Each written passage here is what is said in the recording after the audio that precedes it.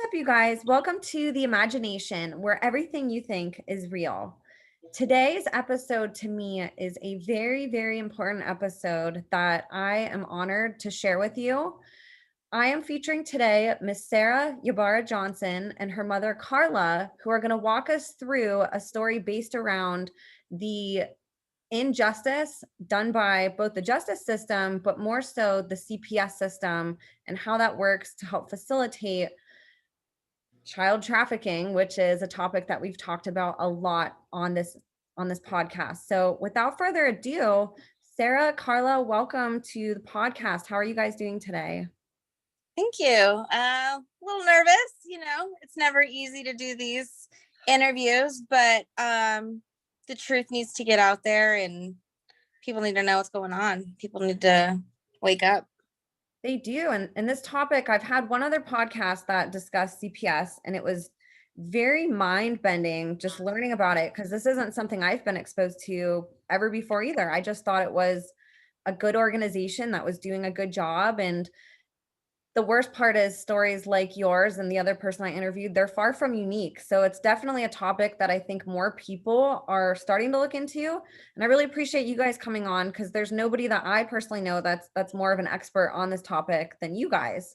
So I guess, why don't we just start from the beginning? For people listening, this may be a 2 or 3 part podcast, depending on how much we get covered today. We want to make sure that information's palatable for you and don't want to talk your ear off for 10 hours at a time. So if it goes for 10 hours, just rest assured, we're going to break that up into smaller pieces. But today we're just going to go with the flow and see how much we can get covered. And then we're most likely going to definitely have a second part, but possibly a third. So why don't we just start with an introduction about who you and your mom are, Sara, and just a little bit of background information before all of these events started happening.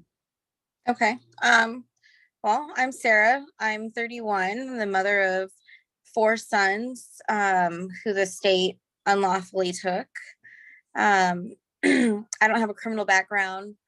I unfortunately did not graduate high school, but,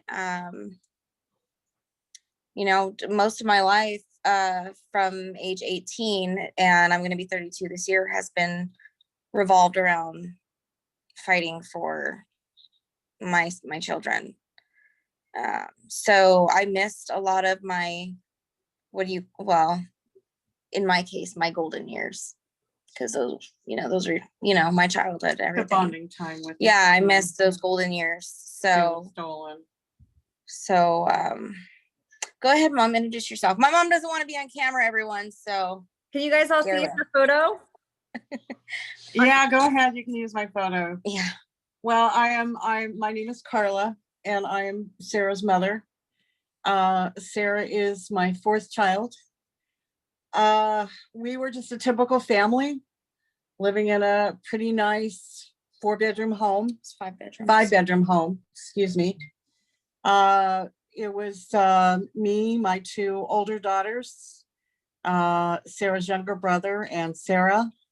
My 2 granddaughters and Isaiah were all living together in the same home. We shared in the parenting and the babysitting as everybody worked to care for the children. And then when Arizona's Child Protective Services, which is now known as the Department of Child Safety, decided to kidnap my first grandson, Isaiah, it destroyed my whole family. It just destroyed everything, emotionally, financially, structurally. It tears you down as a person, as a human being. So we have made it our mission and our goal to, of course, get my grandsons back, but we also want to expose the criminal activity of Child Protective Services nationwide. We want transparency, and we want to reform it. If it has to be shut down and reformed, we want it reformed. But most importantly, we want these criminals that we're going to name today. I mean, there's 168 people involved, 2 different states, 39 judges, and 13 court-appointed attorneys that are in my case alone. And this was from 2009 till 2015, but I mean, we've still been fighting. And there's 398 human rights violations, and that's just in my case. Oh my So, God. so Absolutely horrific. And those of you that are listening, you can't see all of the documentation that they've done, but this is going to be a very thorough interview. And I'm actually going to be bringing up evidence and documents and photographs on the screen for you guys to look at with us. So if you're listening, we're going to explain what all of that is as we're going through it. And if you're watching, pay attention to the screen whenever we bring that up, and you guys can actually see what we're talking about for a lot of this, for those of you who are watching on YouTube. So thank you so much for giving us a little bit of background. Let's start getting into before all this happened and what was going on in your life at that time around whenever you had your first child. Well, Sarah was just 18, and she was, ready to give birth to her first son, Isaiah, in March of 2009. And she was actually admitted to the hospital on March 24th. And her doctor, Dr. Don Jenkins, actually had them administer Pitocin to accelerate her labor. And then Dr. Jenkins left the hospital and went to another hospital to deliver another baby. And when she was delayed on returning back to deliver Sarah's child, she had the hospital administer a medication called terbutaline sulfate to stop her labor. Of course, we didn't know this at the time because it was pretty chaotic. But Sarah was in labor for 3 days. Oh my gosh. Actually 2.5 days.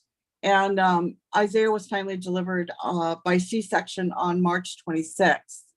So she went in the hospital on March 24th. And then about 3 o'clock in the morning on the 26th is when Dr. Jenkins finally took her in for a C-section. And what we, now, Pitocin really has a lot of side effects that they don't tell expectant mothers. And those risks to the mother and the unborn children are retinal hemorrhage, cerebral hemorrhage, that's bleeding on the brain. It causes neonatal jaundice, brain damage, including a condition called hypoxic ischemic encephalopathy, and neonatal seizures, including death. Well, that's exactly what happened to Isaiah, is that he was finally diagnosed with the hypoxic ischemic encephalopathy and cerebral palsy.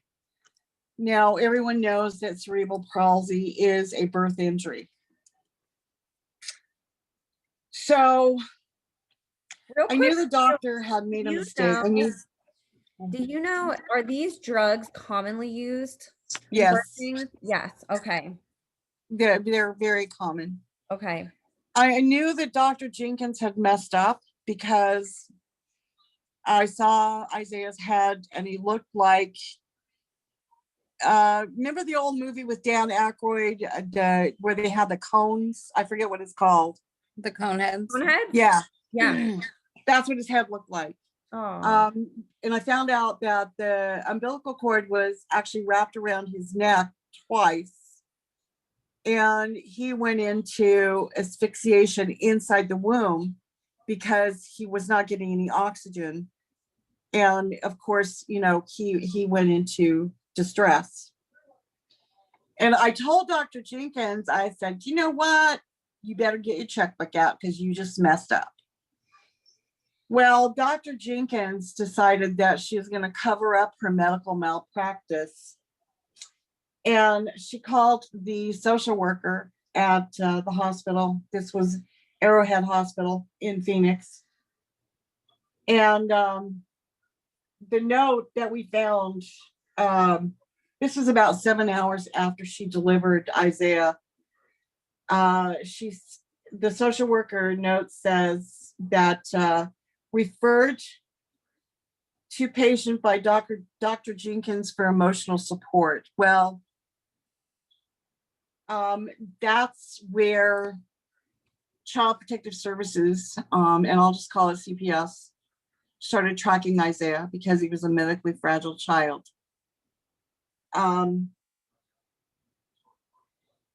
So were you aware that they were tracking? Yeah, we found out that they were, through the records that we got from CPS on several occasions, we found out that before any reports were even made, that they were going into Isaiah's medical records, they were tracking him and Sarah. They wanted that child. What were they about Sarah CPS, to follow her? I'm sorry? What was it about Sarah or how she was as a mother, or what was it that they were following you guys so closely for? Because don't they have to have a reason for that? You have to look at the money. If they have a medically fragile child, the federal funding is 3 times the amount. Oh my gosh. Okay, that makes sense. Hopefully for people listening too. I didn't mean to interrupt. Go ahead on where you left off. You're fine. No, so we didn't really know what was wrong with Isaiah because we took him to several doctors and he had several tests, EEGs, EKGs, several, he went to several neurologists because we didn't know what was wrong with him until he was about 7 months old. And we took him to several different pediatricians because we wanted a diagnosis. Well, at 7 months, that's when he was diagnosed with the hypoxic ischemic encephalopathy and cerebral palsy. So when he was about 2 months old, we were concerned about his health. So we took him to Phoenix Children's Hospital. And this was in May of 2008. And he was admitted for 5 days. Now, another social worker contacted Sarah, and we found a note that said, suggested to Dr. Carter that mom be observed during nesting, and if there are issues or concerns, or if she, the mother, does not show up, then social worker could consider CPS referral. Holy moly. So this just proves that they were still tracking him.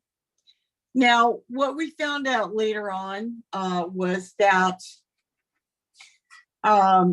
Arizona CPS has a contract with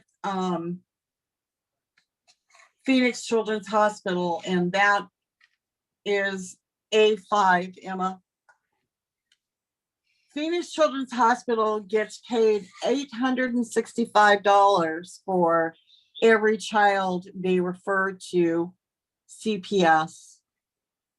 And this is just when CPS comes and takes a child. I mean, that's not all the money that Phoenix Children's Hospital can earn. They can earn thousands of dollars per child for medical reports, testimony, anything and everything under the sun. So, wow. The additional contracts incentivize a financial profit to Phoenix Children's Hospital up to about $6,000. Now, for Arizona CPS to have a contract with Phoenix Children's Hospital, that's a violation of Stark's Law. Stark's Law prohibits referrals that reflect a conflict of interest when there is a financial gain. Now, I found this contract, and I just sent you the price sheet. But after I exposed this on social media, Arizona has taken it down. They removed it. You cannot find this contract anywhere.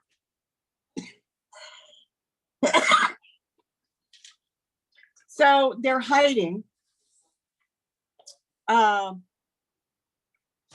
They're hiding their contracts. They're hiding their conspiracy and with contracting this hospital. They don't want people to know that Phoenix Children's Hospital gets paid when CPS comes in and takes a child. Yeah, but it's not a conspiracy though. It is a conspiracy. Yeah. It's conspiracy and collusion. Oh, okay. Yeah. You're talking about. I'm like, It's not a I'm like, conspiracy. we're not telling false information, people. See, when CPS came in and when they kidnapped Isaiah on May 4th, 2009, they made the false allegation that Sarah and then me were medically neglecting him, that he was having seizures.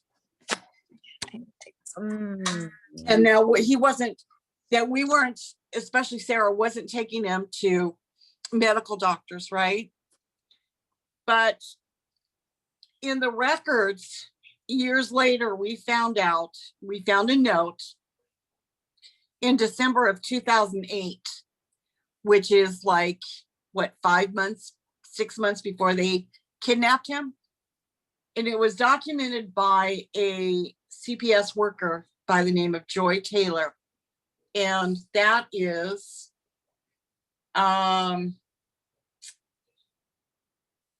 A4.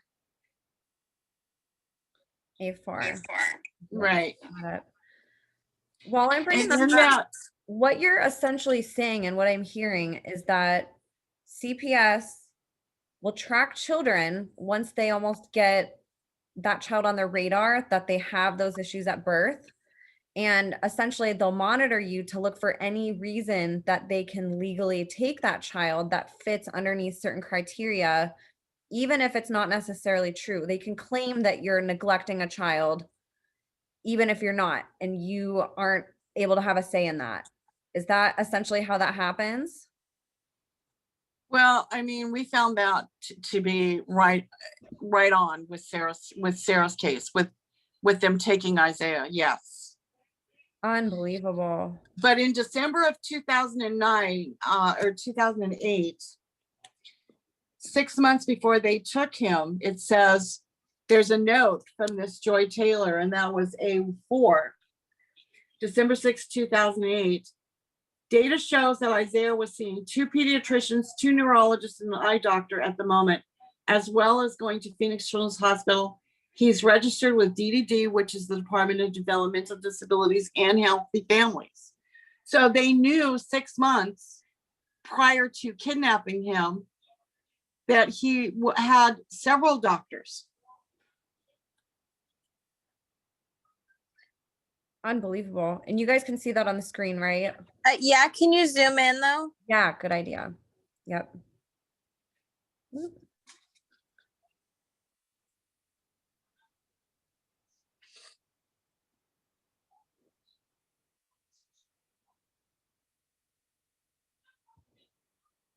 Okay, that's better. There we go. Is that better? Is that good? Yeah. For people watching, you guys can actually see this official document that Karla's talking about. Unbelievable.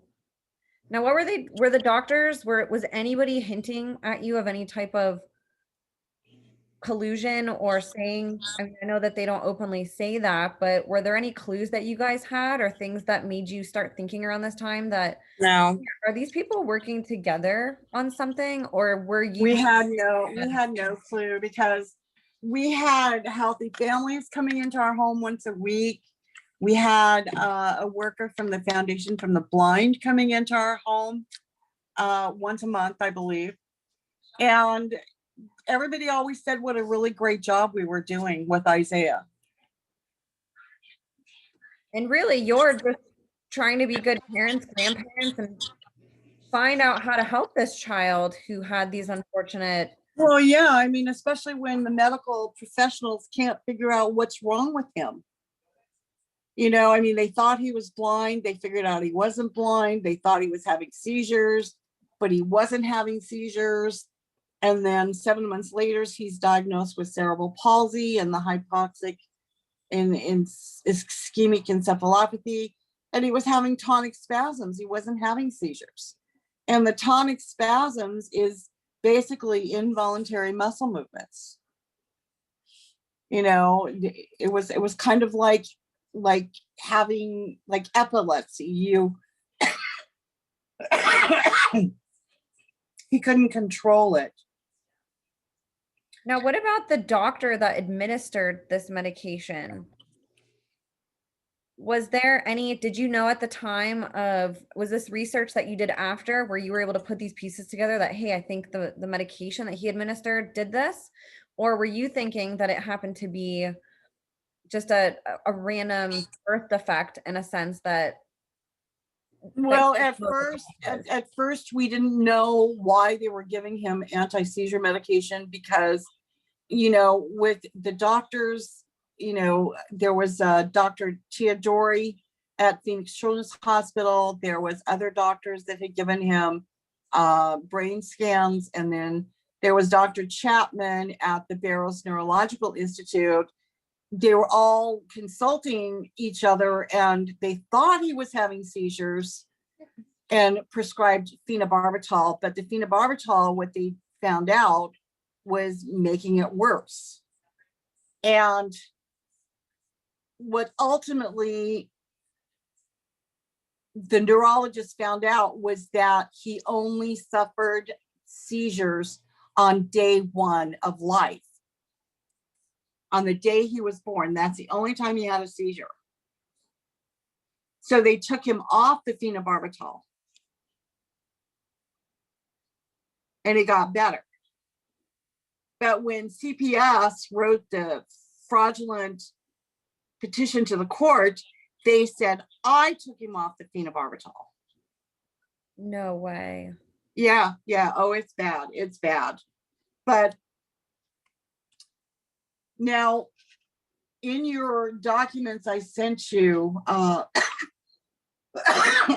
Will you get it together, woman? excuse me, exhibit B1. Here it is. Okay. Now, this document is dated May 3rd, 2009.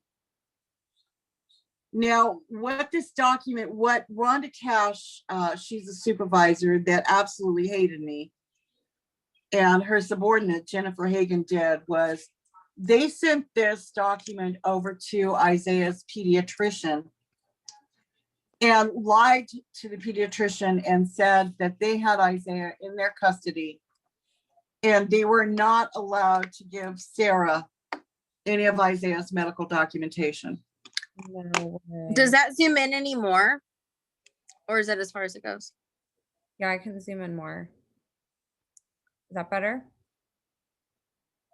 Oh, it's better. You can see the dates. Well, oh yeah, but I didn't know. I mean, I didn't know, you know, if my vision's horrible, but I'm just saying. Yeah, is that a little bit better? Yeah, that's way better. Okay. Yeah, and they also submitted this document to Dr. Teodori too. What they didn't, the doctor they didn't submit this document to was Dr. Kevin Chapman at Barrows Neurological Institute. So we got all of his medical records from Dr. Chapman. So the next day on May 4th, Sarah and I had to go to a meeting at the CPS office.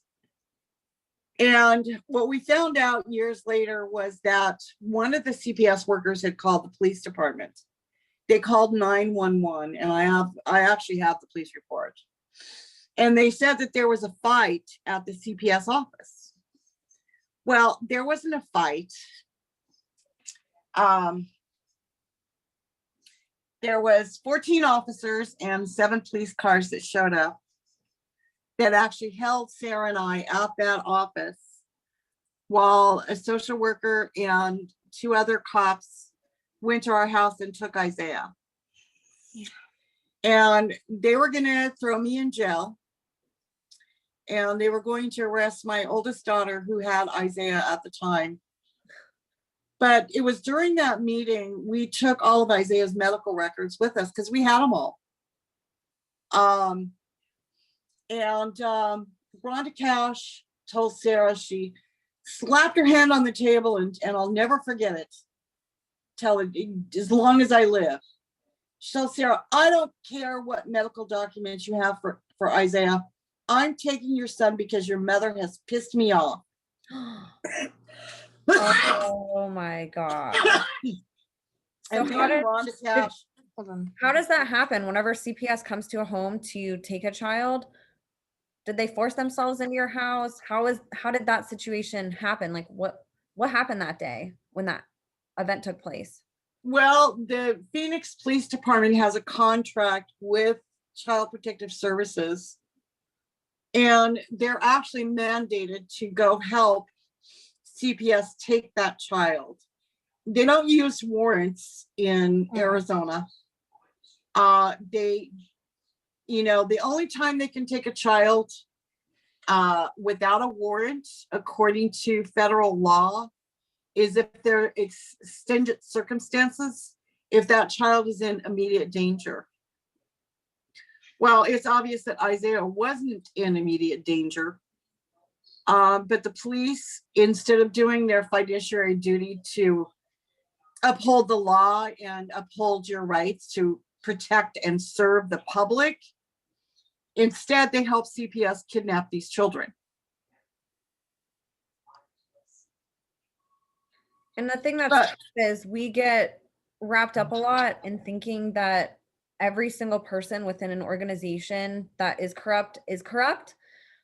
But a lot of times there's police officers being fed information that they are trusting that's truth, and they're doing what they think is their job. A lot of police officers, they don't necessarily know that what they're doing is criminal activity. That's the really hard part to grasp, is that this is hidden so well that even the person committing the crime doesn't even know that they're committing a crime half the time. They actually think that you guys are being negligent parents, whatever else that they come up with parents, and have in their eyes that authority to actually take a child. So they came and knocked on your door, and Sarah, you weren't home, you said, at that time? No, we were at the CPS office. We were being held at the CPS office. Right. Okay. So what happened at the home? What did your sister tell you, or how did you guys find out about? My oldest daughter, Erica, she was completely. She was freaking out. She was totally, completely freaked out because the cops told her that if she didn't open the door and give them Isaiah, that they were going to arrest her and throw her in jail. Did she know who it was knocking on the door to you? Did they? Yeah. She was on the phone with us, and she was screaming and crying and didn't know what to do. Yeah. But see, Rhonda Cash also told me during that meeting, she said, and I quote, I will ensure that you will not be a part of this case. I'm going to make sure you never see your grandson Isaiah again. And I will ensure that the judge will really be pissed off at you. So when they submitted this petition to the court, they just made up all these lies about me. I wouldn't let Sarah take Isaiah to the doctor. I took him off the phenobarbital. I did this, I did that. Well, they made my mom a target to seem like an unfit grandparent, because they're supposed to place the child with immediate family. Arizona state law and federal law mandates that if a child is removed from their parents, the grandparents are the first order of placement. Grandparents and then family members. Yeah. But the thing is with the federal funding, if these children that are removed from their parents are placed with grandparents or family members, CPS doesn't get the money. They don't get the money for foster care. Mm-mm. So that's the last thing they're going to do is place that child with grandparents or family members because they want that federal money. Yeah. Unbelievable. So they don't need a warrant in Arizona. They're supposed to place the child with a grandparent or grandparents. So they targeted you then, Karla, to make you seem unfit for that. And they literally took your child out of your sister's arms. Yeah. Right. So what was going through your mind whenever, because you guys are at the CPS office, were you talking to anybody there about this? What was going on your side while all of this is happening and she's talking to you on the phone? It was so chaotic. I mean, you don't have time to think in a situation like that. You don't. It's like what is it? I'm thinking of fight or flight type stuff. You know what I mean? You're going to stand your ground. And when you do, that's when they threaten you with arrest and bringing up criminal charges. Like the only thing that they don't threaten you with that I know of is being murdered. You know what I mean? That's like, but everything else, oh my God. They just, they know how. I remember one of the police officers or the cops or whatever you want to call him. Yeah. He told me to put my hands behind my back because he was going to arrest me. And I was just standing there. You're like in this meeting and all of a sudden you've got, 7 cop cars and 14 cops, with their lights on and their sirens and they're storming the building. And you're like, what the hell is going on here? We didn't even know that they called the police.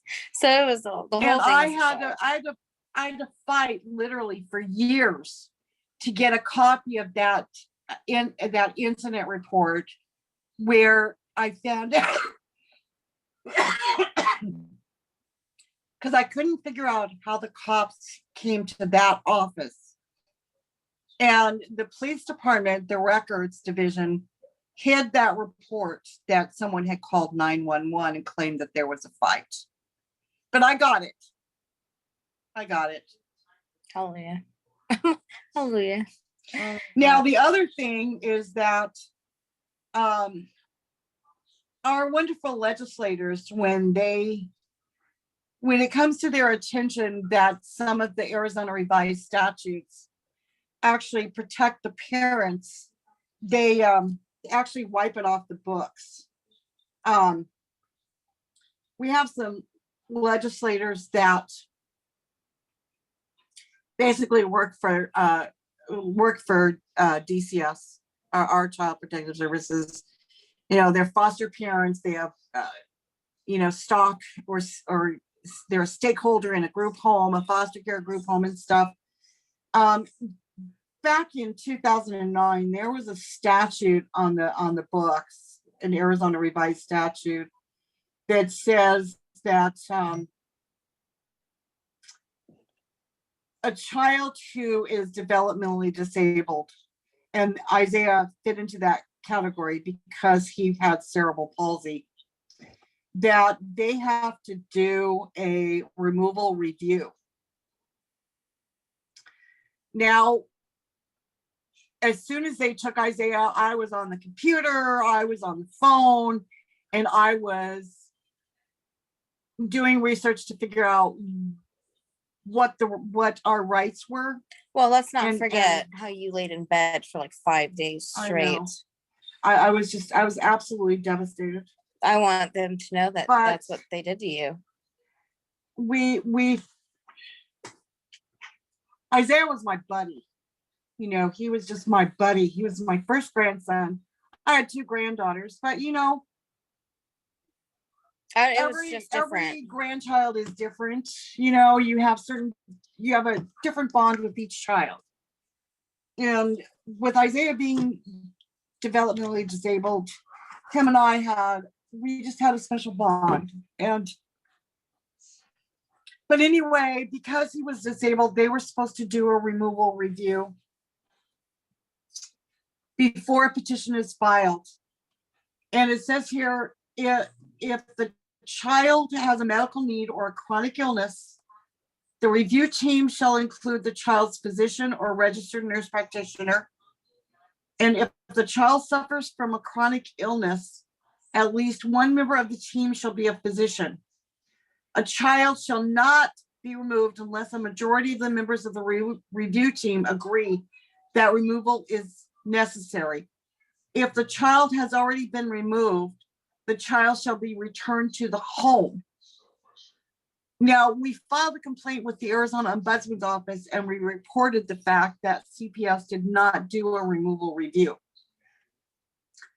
So the lady at the Ombudsman's Office, Kara Van Ice, we found internal communication. And she wrote to Rhonda Cash and she said, Kara Van Ice at the Ombudsman's Office said to Rhonda Cash, do you know if anyone told Sara, as she claims, that CPS slipped up and didn't do a review as required? And Rhonda responded and said, no removal review was done. It was just an oversight. So even though we filed a complaint with the Ombudsman's Office, they never did anything. They never investigated it or nothing. Did they give you a reason why they didn't investigate? What did they say to you when you would pursue that? They didn't say anything. They never got back to us at all. And of course, I didn't know that at the time until I started looking up the statute. until I started. Mom, take a drink of water. Until I started looking up the statutes of what they're required to do.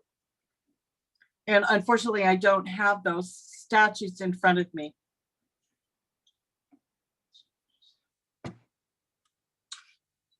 But now they sent Sara a letter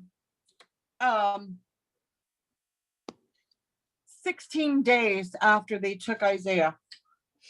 And CPS predetermined that Sara was guilty of medical neglect. There was no investigation.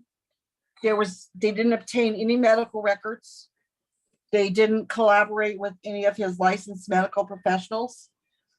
And prior to any court determination, they added Sara's name to the central registry and actually labeled her as a Child abuser. And the medical neglect that they were claiming you were responsible for is the seizure medication. Is that right?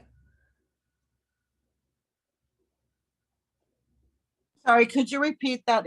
I was sneezing. Sorry. Okay, no worries. The medical neglect that they were accusing you of, was that still the seizure medication, or what did they add more to that they were accusing you for? They just said it was medical neglect, that Isaiah hadn't been taken to a neurologist or a pediatrician. I mean, his last pediatrician visit was at the end of February of 2009. I think it was February 25th of 2009. He went to the pediatrician. It says right here, the mother is unable to parent due to medical neglect. The mother has refused to take the child to a neurologist or a pediatrician. But see, when they put Sara on the central registry, they said that, and the law says that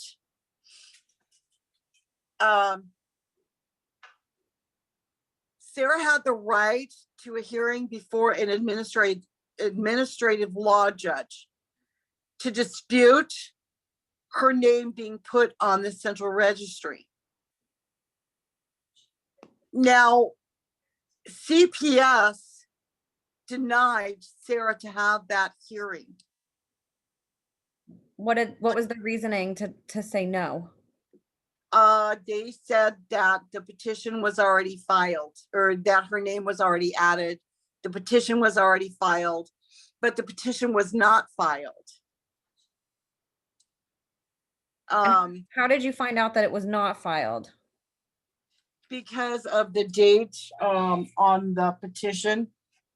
I believe the petition wasn't filed until May 13th of 2009.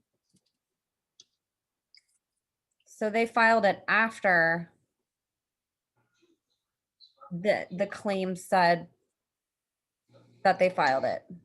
Is that Right. correct? Yes, goodness. exactly. How can they refute that if it's literally in writing?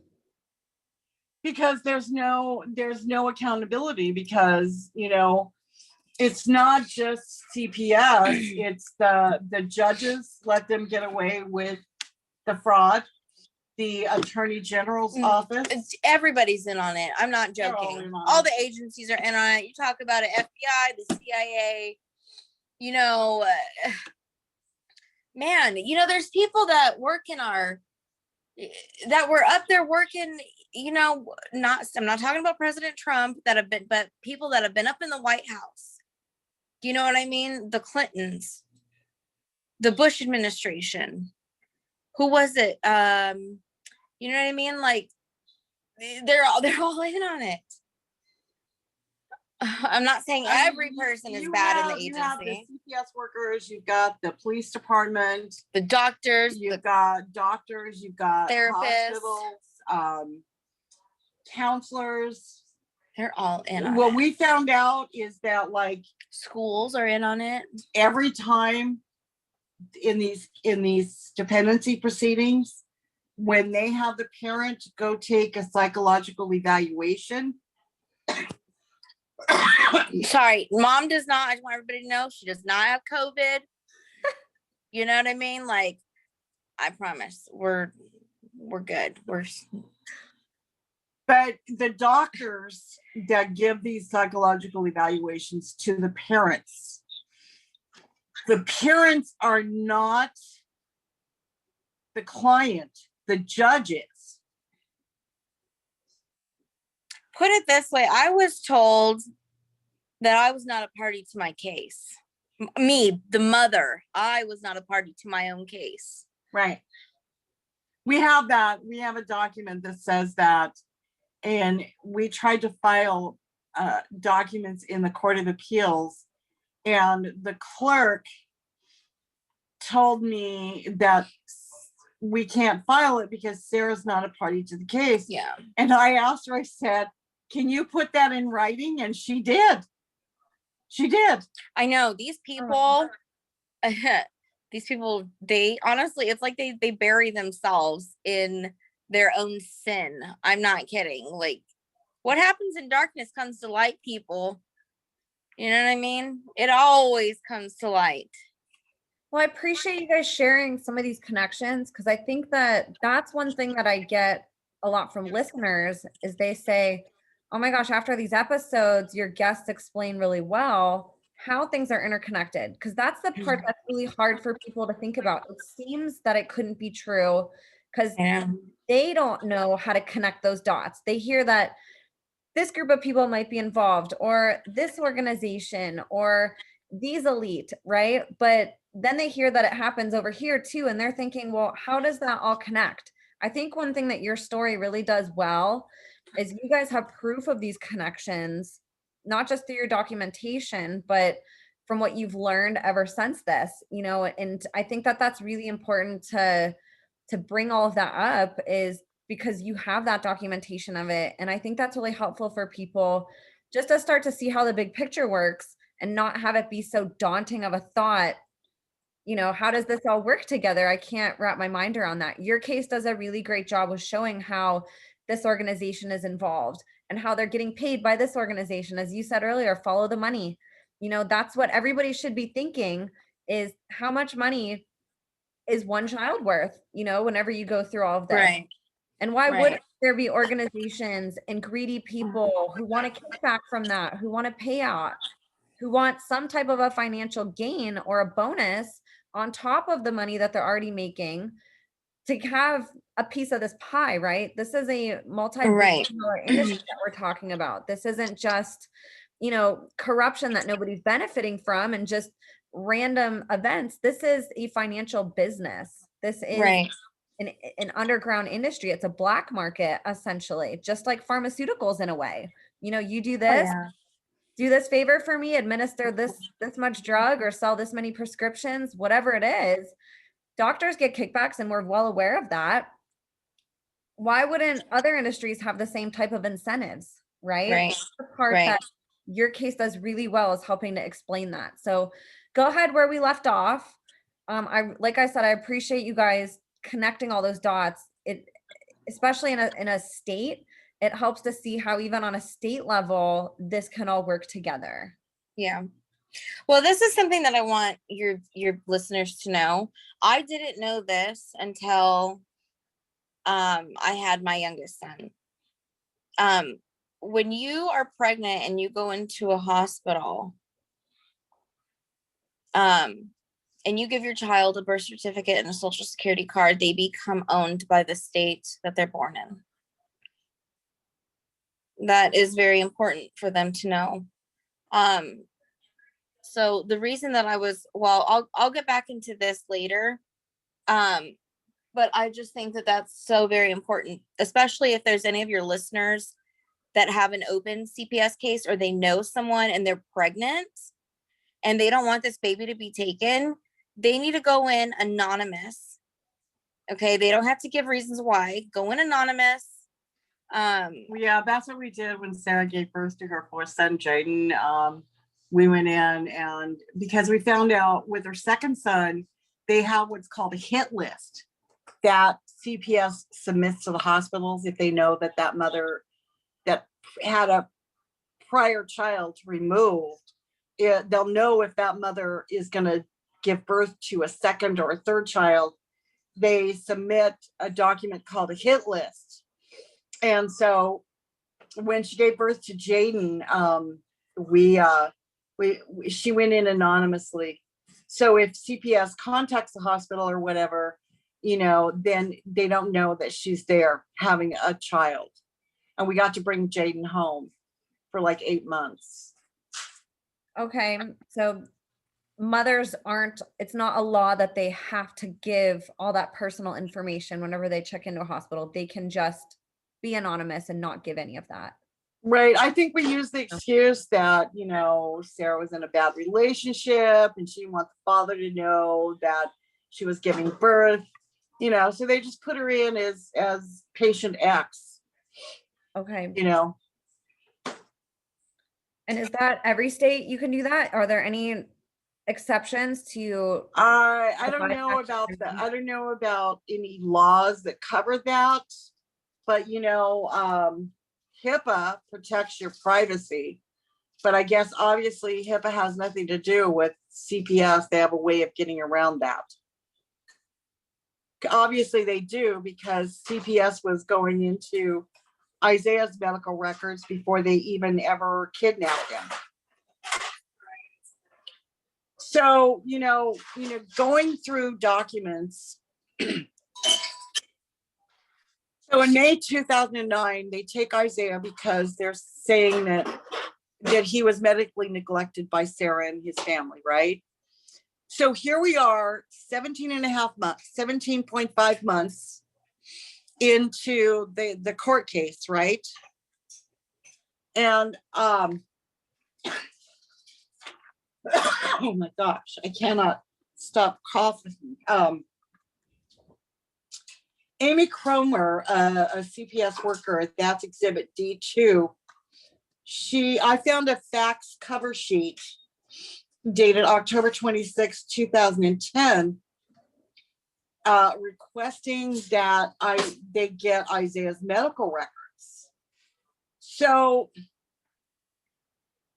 if he was taken like 17.5 months earlier for medical neglect, why is it they're trying to get his medical records in October of 2010?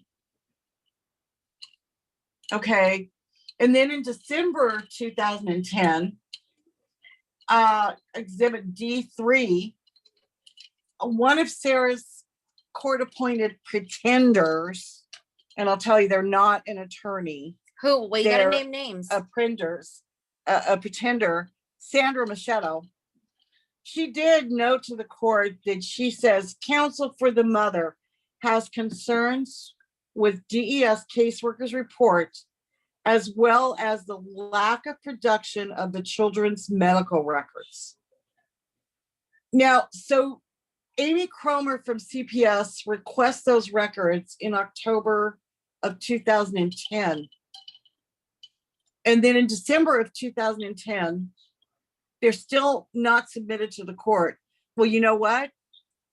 CPS never intended to submit those medical records because they would have proved Sarah's innocence of medical neglect. Those medical records for Isaiah were maliciously withheld from the court so they could keep Isaiah in foster care. They could take his brother, Wilfredo, in October of 2009 and keep those boys.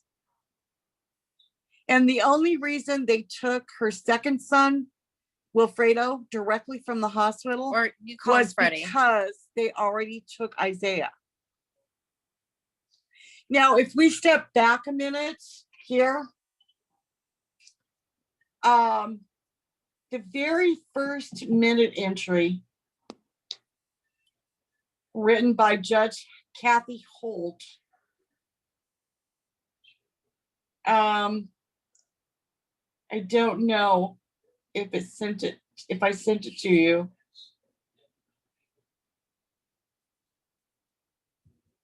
Hold on, let me find it here. Oh, Exhibit H1.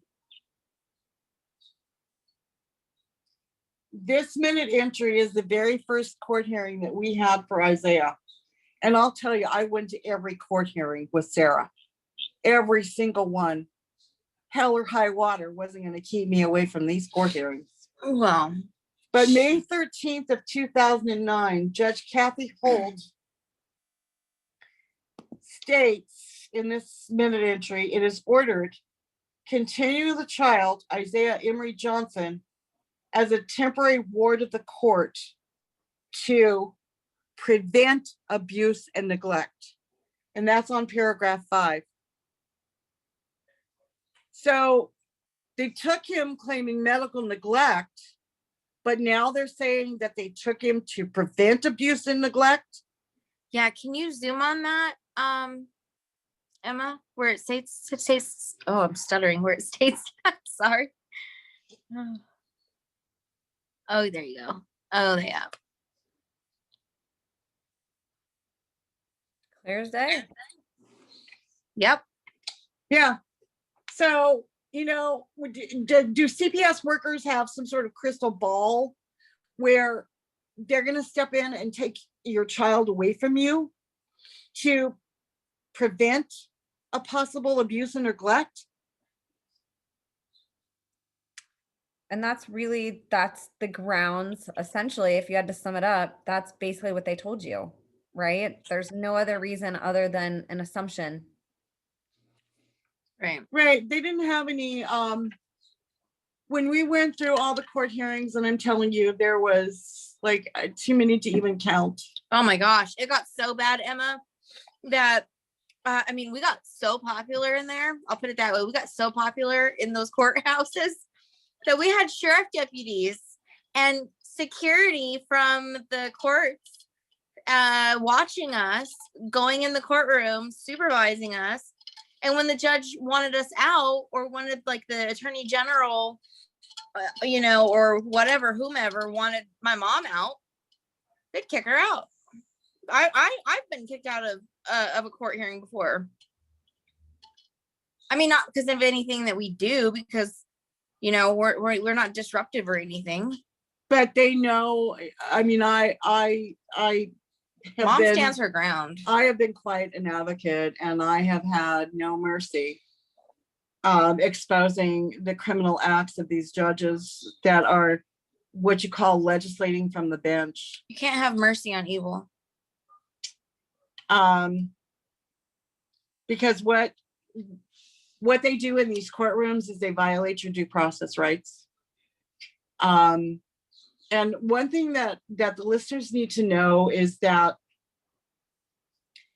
and this is very important, is that when fraud is committed upon the court, okay, so when these CPS workers go in and lie to the court saying mom's done this, mom's done that, the courts do not have jurisdiction over the parties, and they don't have jurisdiction over the subject matter. So any court proceeding that is perpetrated by fraud, all the orders that are issued in that case are null and void. They're not worth the paper they're written on because it's all fraud.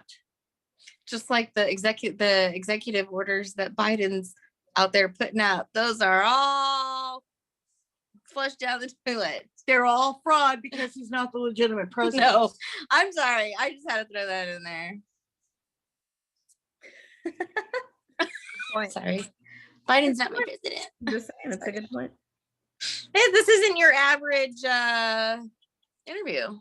No, we've talked, I've had plenty of politics on these, so I welcome, it's an open conversation. I welcome all of that. It's good for people to be informed, you know. Hopefully people are taking some notes and can go research some of this themselves if they want. Laugh a little, smile a little. But I sure ruffled Rhonda Cash's feathers, because I'm telling you, even after they took Isaiah, when they took Sarah's second son, her third son, and her fourth son, all Rhonda Cash was still involved, because, you know, these other CPS workers, and I don't know, there was a lot of them. Oh my gosh, there's a lot. Some of them actually quit when we got through with them. But yes. In September of 2009, a CPS worker wrote, maternal grandmother is restricted from having any contact with Isaiah. In October 2009, listen to this. Karla Johnson, with whom CPS has major concerns.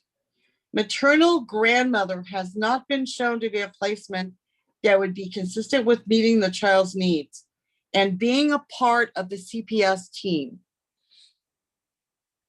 Well, I didn't volunteer to be a part of the CPS team because I have morals and character. And I have a conscience. You have a soul, too. I have a moral compass that I can't go in and steal these children and destroy these families.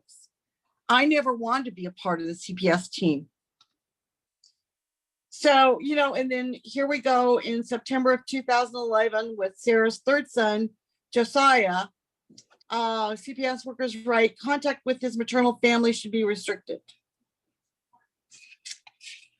So If we could, real quick, I'd love for you guys to talk about those instances too. So the first instance, your sister was home. People are knocking on the door. You guys are not home, and that situation happens. What happened the following instances too, leading up to both of them?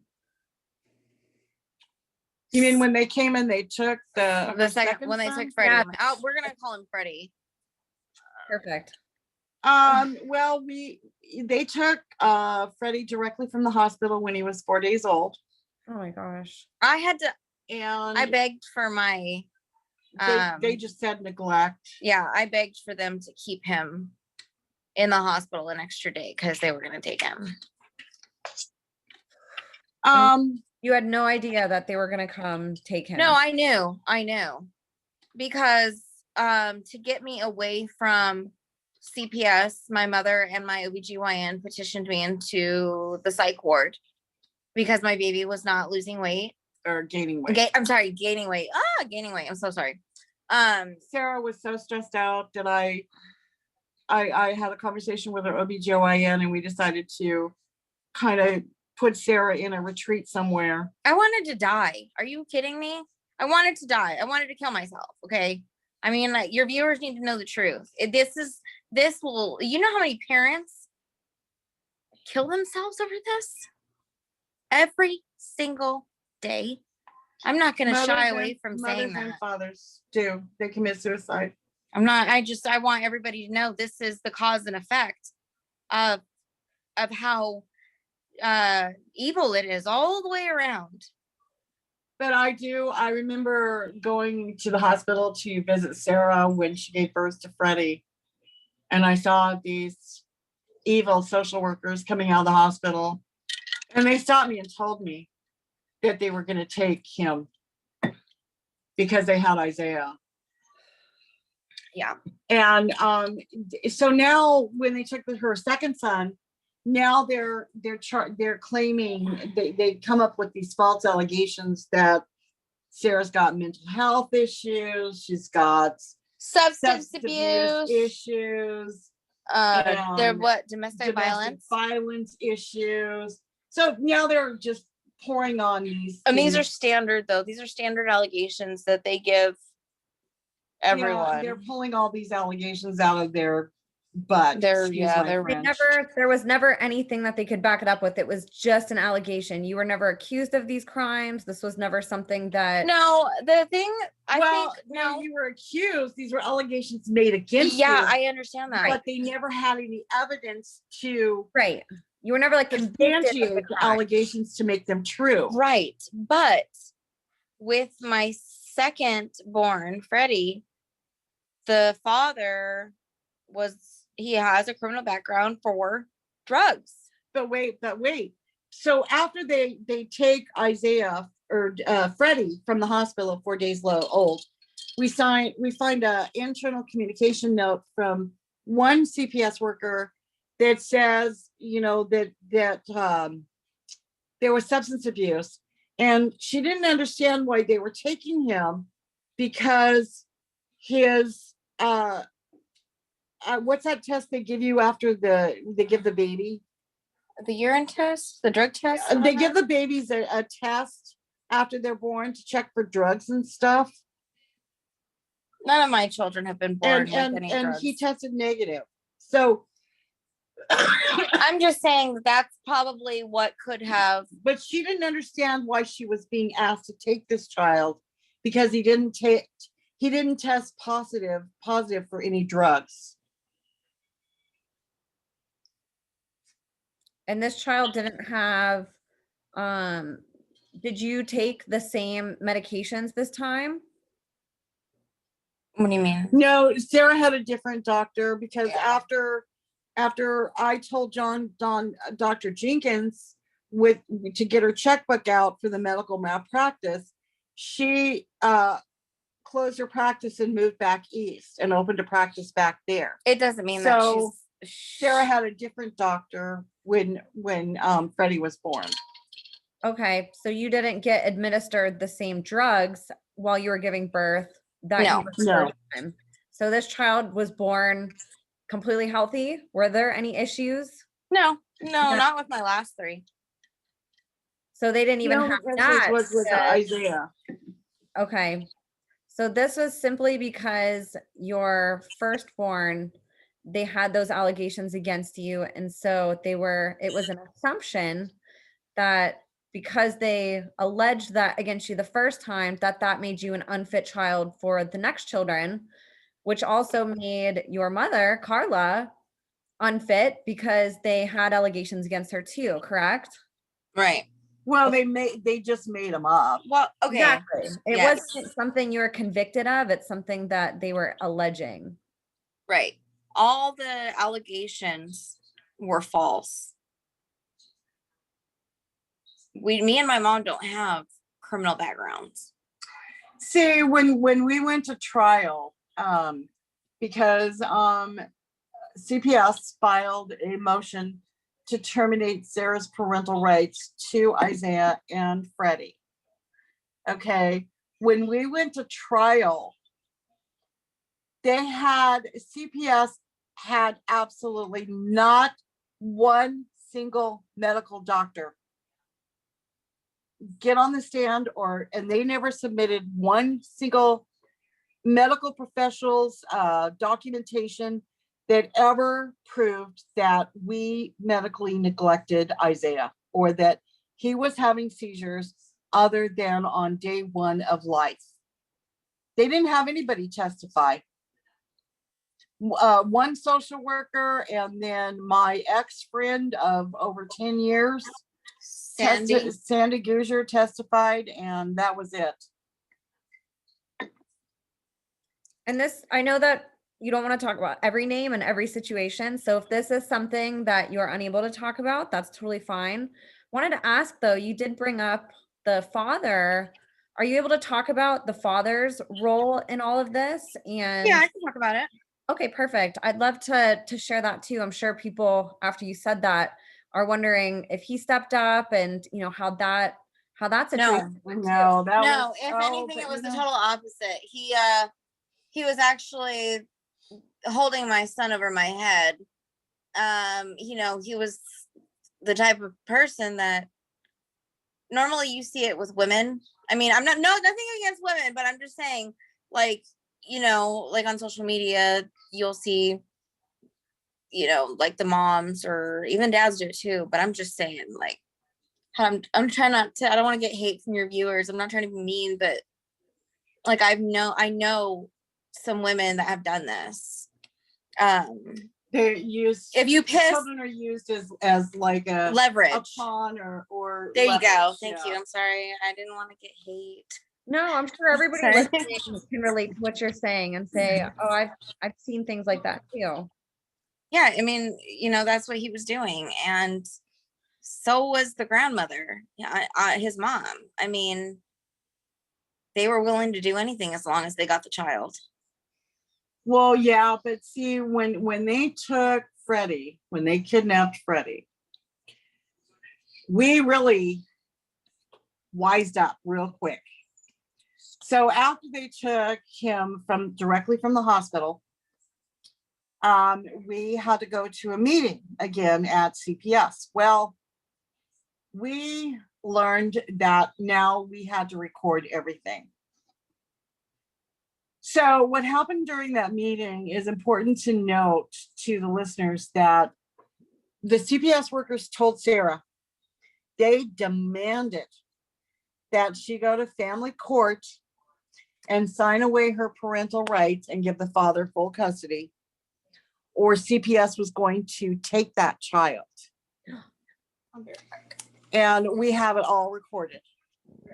And I told Sara, I said, don't you dare give away your parental rights. Because we knew that the father was not a good character and he was in trouble with the law. In fact, he's just now finishing up a 7-year prison sentence. Oh, wow. And but when with him, yeah, I know. Tell me about it. They didn't do a background check on him or nothing. But when CPS found out, well, they had actually given the baby to him on a temporary basis. And when CPS found out that Sara didn't go to family court and didn't relinquish her parental rights, our house was surrounded like we were international terrorists. And praise be to the Lord that we got this all on video, where they are trying to break into our house. The cops are trying to break into our house. The supervisor is making comments saying that, you know, he's upset with me because I'm spouting off my Fourth Amendment right. And they're threatening to break into our house and arrest us and put us in jail if we don't give them Freddie. And they said, you know, they made all kinds of excuses. Yeah, we got a warrant, but they didn't produce a warrant. And the police sergeant says the baby's fine. We're just doing a well child check. But no, they were there to kidnap this child. So, but we got the whole thing on video where, you know, they're spraying our screen door lock and they're saying, call a locksmith, pick the lock. Yeah, they were going to throw us in jail. Yeah, we sent those videos to you, Emma. So sorry. Oh, sorry. I had to feed my dog. Sorry.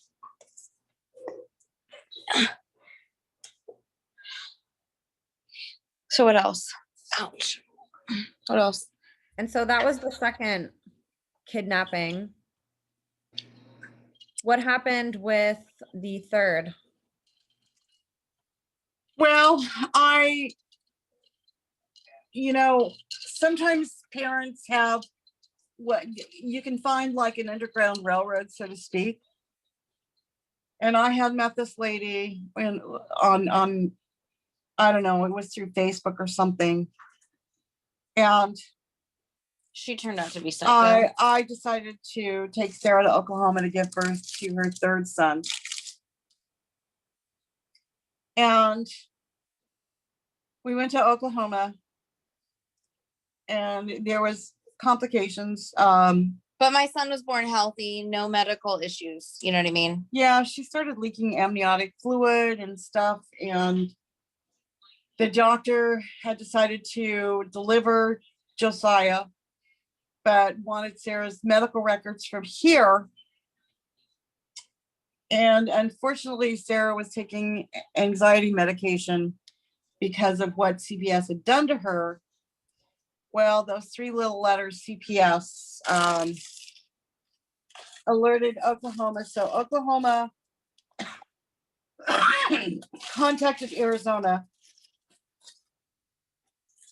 and the Department of Health and Human Services in Oklahoma came and took Josiah directly from the hospital In Oklahoma.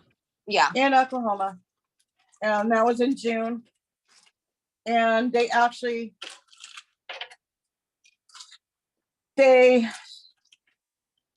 knew that we were not residents of Oklahoma.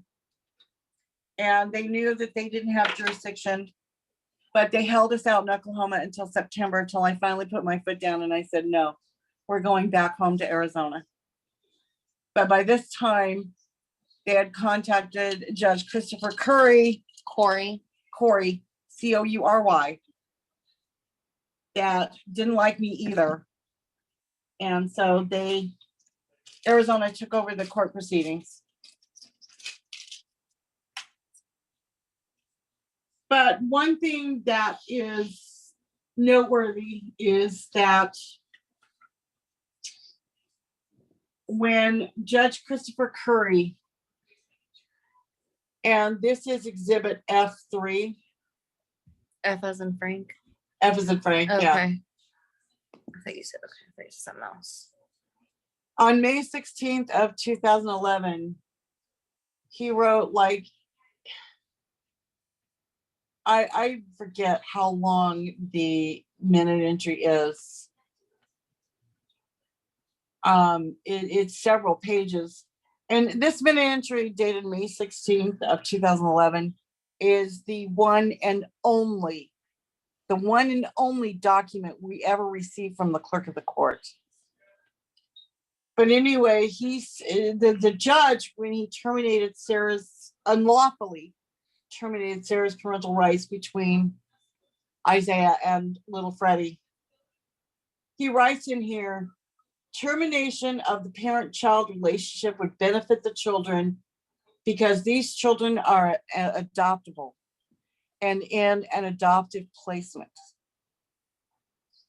Now, this also goes for Josiah, Sarah's third child that was kidnapped in Oklahoma. Okay. Assistant Attorney General Daryl Dowdle, and this is exhibit F4. She wrote up the termination order for Judge Brian Ishikawa, which is another bad criminal judge. Oh, he's evil. On page 7, paragraph 1, she writes for the judge, a termination of these parental rights would further the plan of adoption. What parents need to know is that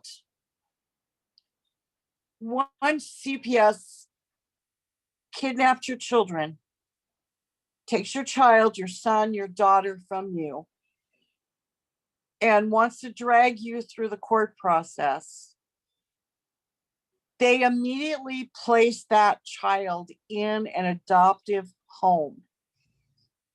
Someone that's looking to adopt a child, because within CPS, they have a special department, an adoption department. Okay. And what I found out too was in the court system, the courts have a special adoption department. So they're going to place your son or your daughter or both in an adoptive placement. And those foster parents, which will soon be the adoptive parents, are going to attend every court hearing, and they're going to be allowed in the court hearings. But I'm going to be kicked out of the court hearings. And because the system is set up to where when they take these children, they're not going to return them to you. No, You're not going to get reunified. Your family is not going to be put back together. It's a very small percentage that children actually do get returned home, or where, you know, the case isn't like, some parents don't actually experience the full blown out corruption. You know what I mean? That's why people are like, oh, well, they don't just go in and take your child for no reason. Ew. Yeah. I hate hearing that from people. Ugh. Okay, so after they took Isaiah, within 77 days, there was a CPS worker, Lane Hartley, went over to my friend Sandra Guzer's house and asked Sandra if she would adopt Isaiah. 77 days. CPS, after they took Isaiah, they never had any intention of returning him home to Sarah. They were going to adopt that child out come hell or high water. And his brothers that were taken after him is just collateral damage. Yeah, basically. Unfortunate. Yeah. Oh. So, but see, you know what? I don't know if you said anything about this, but when I was going to, I'm sorry to everyone for us kind of jumping around, but No, it's good. when I had two lawyers, Julia and Bernard Lopez, right, husband and wife, yeah. and I went into a meeting, and it was Julia Lopez that looked at me, and she told me to sacrifice one child to save the other. She wanted me to, yeah, that's what those were her exact words. There are things that that happen to you going through this process that you know, you want to block a lot of it out, but there's just certain things that will always stick with you forever. Sarah had 12 court-appointed pretenders. At that, no, I've had a total of 13. No, it was 12. Okay, well, It was 12. 12. My bad. 12. And not one of those attorneys, every single attorney that Sarah was appointed by the court absolutely positively refused to submit her evidence. And what your listeners need to know is that I was court ordered to do things. I was court ordered to go to counseling, to go to parenting classes, domestic violence class. Like I was, you know, drop UAs, and I did that. And I went to, you know, another thing is that when Sarah was doing all of these, dropping her urine at task to test for drug usage, all of her test results were negative. They were all negative.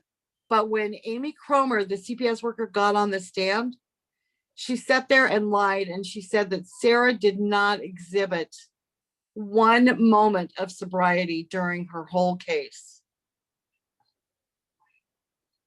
Well, even Judge Curry, when he terminated Sarah's parental rights, he lied. He said that when CPS took Isaiah on May 4th, 2009, that he was medically neglected, that he was having seizures, which is an outright lie because the medical doctors said, and these are licensed medical doctors that have a long reputation, said that Isaiah only suffered seizures on day 1 of life.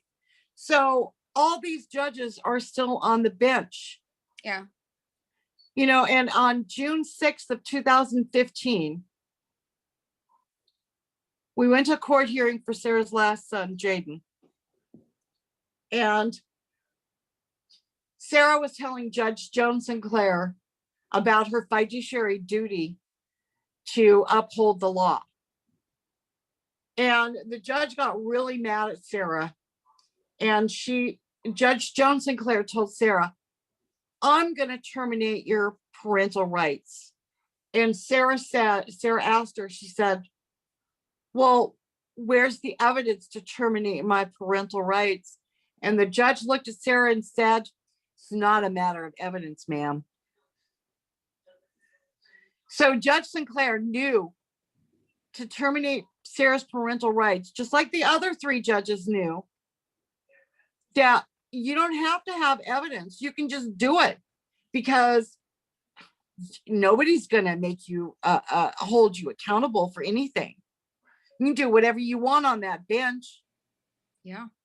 So we took that, a friend of mine, another advocate, and I took that portion of the recording and we put it on social media and blasted it everywhere.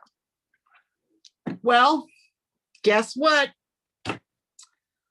Me and my friend are brought in on contempt of court charges. Okay, they wanted to throw me and her in jail. And they wanted us to wipe the internet of this video and exposing Judge Sinclair. Well, what Judge Sinclair did was she committed perjury and fraud because she signed her name to a minute entry on that date of that hearing on January 6, 2015, that she admonished everyone in that courtroom not to talk about the case. Well, that was a damn lie. She lied. So 6 months into this court proceeding for contempt of court, where they're trying to throw me in jail and give me fines and everything else, my friend and I proved that Sinclair did not admonish anyone in that courtroom. So we won, but Sinclair still sitting on the bench. So you know what they did with her? They just moved her to a different division. So she's still out there destroying lives. So here you've got a judge that tells a parent, a mother, that she's going to terminate her parental rights and she don't need no evidence. She can just do whatever the hell she wants to do. And then we prove that she committed fraud and perjury by signing her name to an order that she didn't do. She didn't say. What does she do? She gets moved. I want your viewers to know too that the Arizona governor, Douglas Anthony Ducey, and the Attorney General Mark Brnovich, they are also involved in trafficking my children. That's important that they know that. Can you explain how, so people can understand how even people at that level could be involved with this? Well, a lot of Arizona government officials sit on the board of several agencies that work directly with CPS. There's, a lot of judges. Sheriff Joe was on there, Doug Ducey, Janice Brewer, a lot of judges. They have a vested interest because this the seizure of these children by CPS is what I call a state-sanctioned kidnap-for-profit scheme, because they make money, the state earns money, and this is all money put in their coffers. Hold on. Can you actually go to that photo that we sent you? It's my mom. This photo that you're gonna pull up right now Which one is is it? it's the one Which one? it kind of looks like a mugshot, in other words. With your mom? F1. There you go. I haven't gone over her notes, so I don't know like the age, I don't know how she's got it all. But It's a yeah. photo of your mother? This one? Yeah. No, not that one, the other one. Oh. Let's see. Okay, what was the number? F1. Oh, it's right there. It's right there. This one. F1. Yeah. Yeah. Here we go. I should have said second row. Can everybody see that? It hasn't clicked into it yet. I mean, maybe on yours end, but okay. okay, there you go.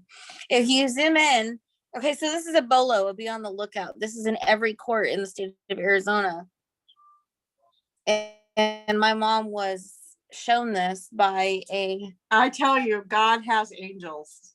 And I know for a fact that it was an angel that showed us this particular mugshot of me. Oh, it's not a mugshot. It was from her driver's license. It was from my driver's license. I was sitting in a court hearing waiting for Sarah for a court hearing with Jaden, her fourth son. And this sheriff's deputy, well, he was in a sheriff's uniform. He came up to me and he said, he had that picture in his hand and he said, this was issued in all the courts of Arizona. And he said, the presiding judge, oh gosh, I can't think of his name right off the hand. But the presiding judge over all the courts told the sheriff, the bailiff, gave permission for the Superior Court Marshal's office to do a background check on me. And it says in that bolo, her daughter's children were taken by CPS, and she is accusing the courts of being corrupt and running a kidnapping ring. Well, it's true. The thing But I now find the ironic interesting thing is is that it says no criminal history on yeah, this bolo also. I think that's very interesting that it doesn't really add to their bolo being very credible. You don't seem like a very threatening person on paper. we're threatening Satan. That's for sure. That's for sure.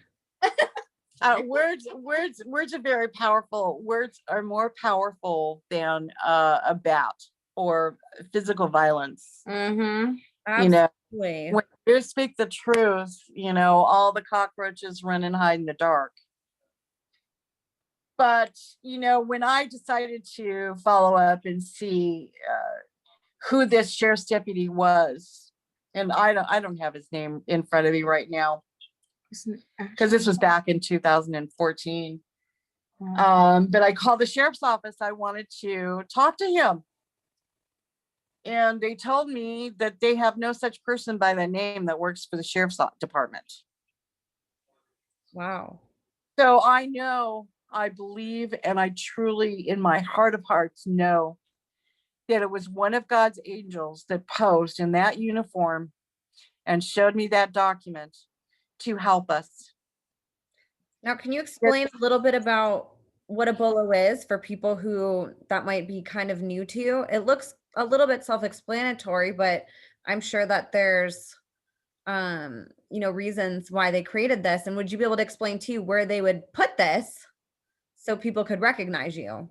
Well, they put it like at security when you first walk in to the courthouse.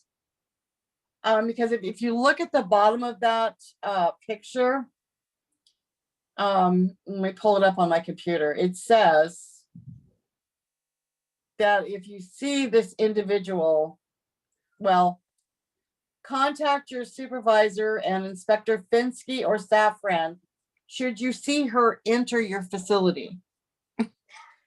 Now, I tell you what,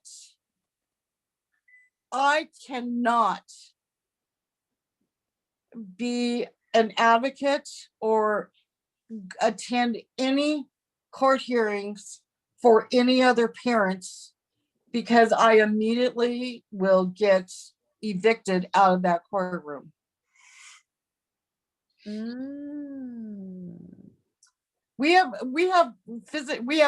I was physically thrown out of the courthouse in Oklahoma. Physically thrown out of the courthouse. But I got back in that courthouse and that judge apologized to me. So Matthew, that doesn't work. So sorry, I should have muted. You're good.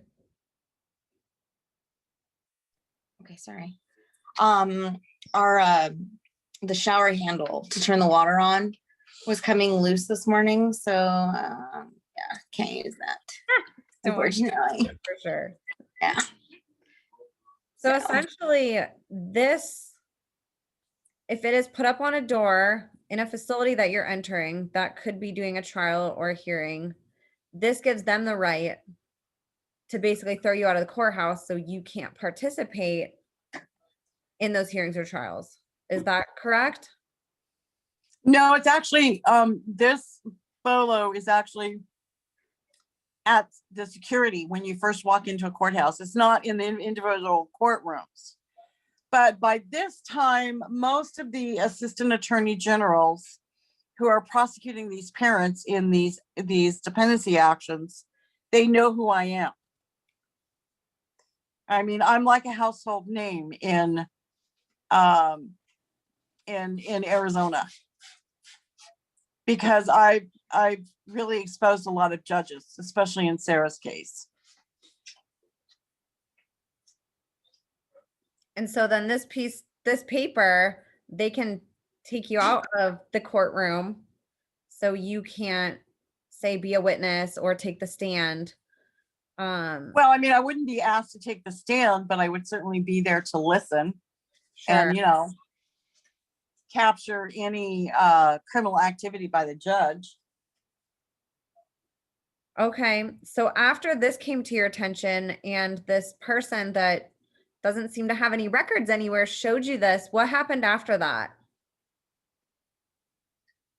Nothing really. I mean, I still continued to go to court with Sarah, but I know that, when I went to court with her after this was issued, the court security would follow me around the building. I mean, I would go to the ladies' room and I'd say, would you like to join me? You can certainly follow me in here if you want. She would. Oh, yeah. Wish. And then But, to clarify too, with the fourth child, it was the same thing too, right? No, actually, we brought Jaden home for like 8 months. Yeah, we brought him home for some time, but that's because I didn't give him a birth certificate or a social security card. And that was the pregnancy that you checked in anonymously when you were going into labor, right? Mm-hmm. Yeah. When I went in for my C-section, yeah. So how did they end up interesting- knowing? How to do what? I'm sorry, what was that? How did they end up finding out about that pregnancy and that Because birth? the dad. Tell her about the dad and Ashley. Yeah. The father of my oldest, well, my youngest three, he would come over to the house, hi. And he would not really focus on his son. So I didn't really see what the point was of him coming over. Sorry, I was trying to plug in the phone. And me and the dad, we knew this couple that just mutually, and her and her husband, they broke up. Me and her husband, we got connected, we were hanging out, not like that or anything, we were just hanging out, and because he lived down the street from me. But so they were going through a divorce, or they were already divorced at the time, and she got pissed. And so did my children's father.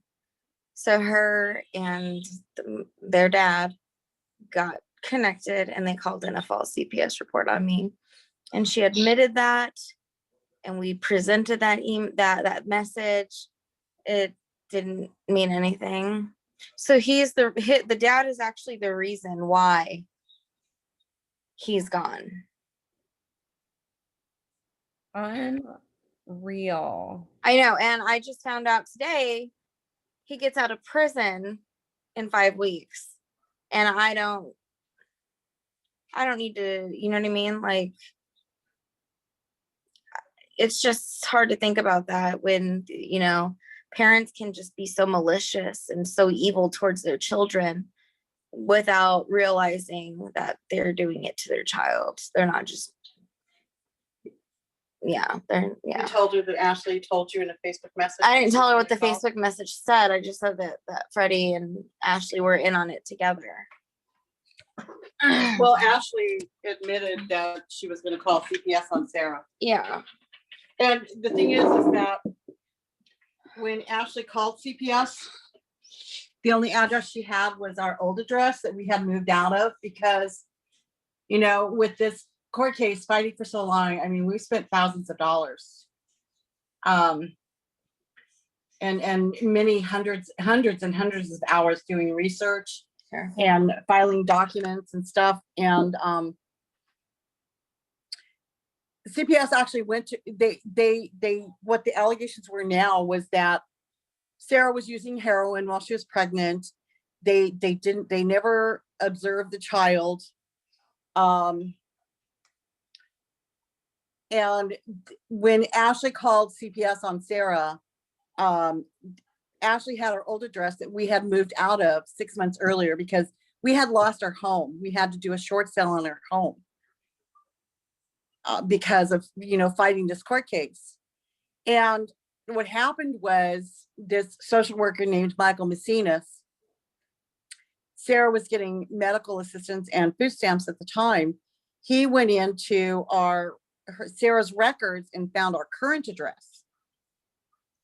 But the allegations were that Sara and I were both selling heroin out of our home.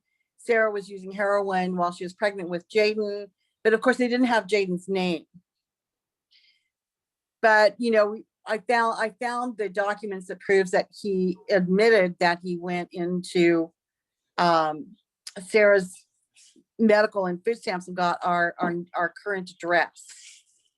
So, the allegations, like, they didn't have any, I mean, of course, none of it was true. Right. And then in his report, he's saying mother stated this, that she's got bipolar disorder and schizophrenia. Mother stated that she's using heroin. And in the same report, he says in there, mother has not been interviewed at this time. Mother has not been interviewed at this time. So it's like if Sara made all these statements, who in the hell did she say it to? I mean, this is what's so, I mean, it's serious, but it's almost to the point where it's comical because you have this CPS worker where his previous job, he was a sales clerk at Old Navy. And I did my research and now he's out there playing like he's some sort of CPS investigator and going out and destroying families and kidnapping children. I hear Guantanamo Bay calling these people's names though. Gitmo. And then I find his Facebook profile and he's on there with like an AK-15 or an AK-47 or whatever, with this gun in his hand. It's like, okay, are you serious? So it's just, and you're right, it's not funny, but the thing that's really amazing is that these mistakes are very, very obvious.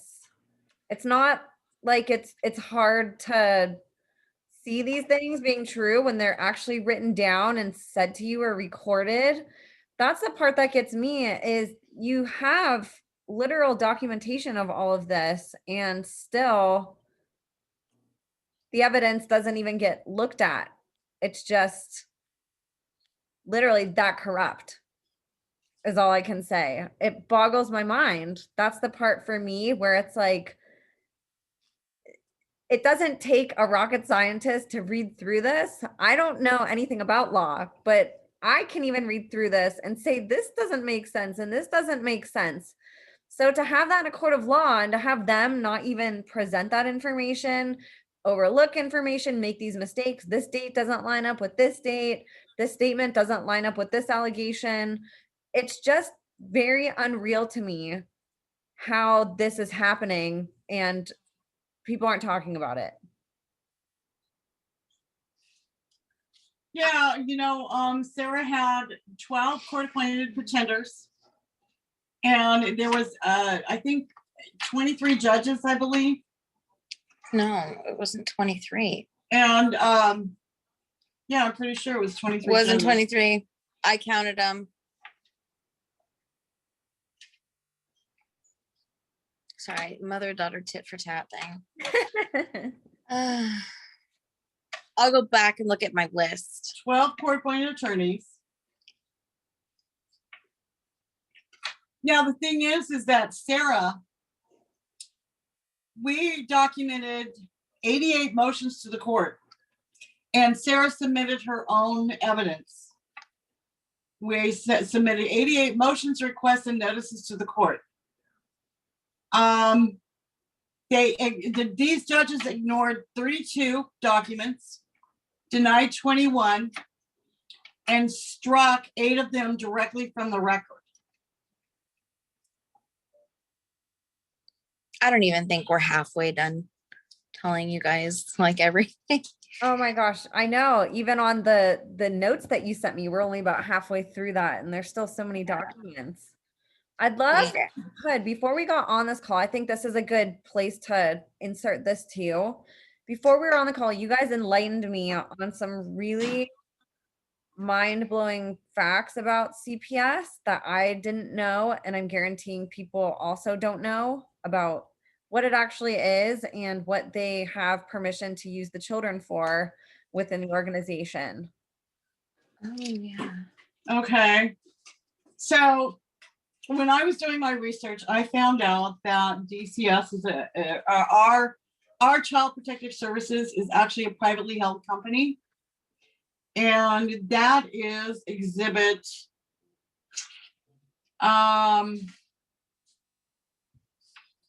what is it? I don't know.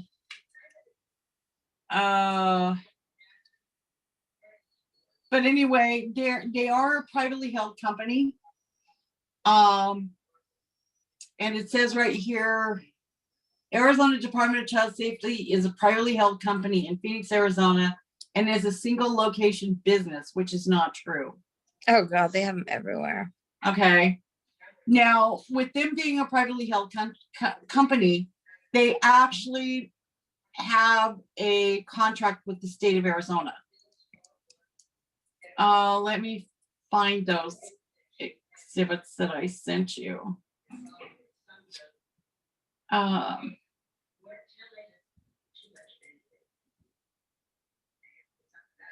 Okay, exhibit 2 shows that they're a privately held company.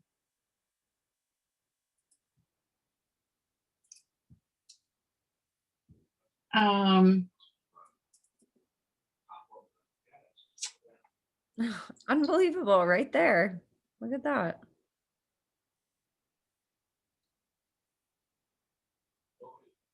And then I think you have their Dun & Bradstreet report as well.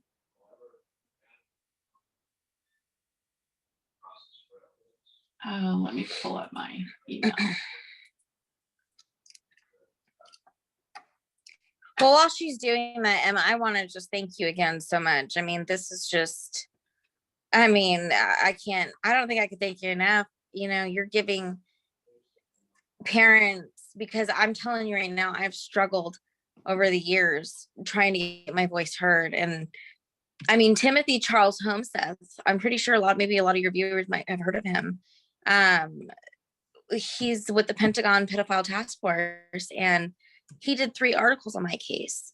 And Facebook went as far as deleting his complete URL. Anything that you post from Timothy Homeseth, or if you tag him in it, they went as far as deleting his Facebook page, both of them, because of what he did on my case. All you have to do is type in Timothy Charles Homeseth, HOLMSETH, and then Sara Ybarra Johnson, and it'll pull up the 3 articles. But like, I've struggled so many times. I mean, YouTube, Daniel Lee, I don't know if your viewers have heard of Daniel Lee.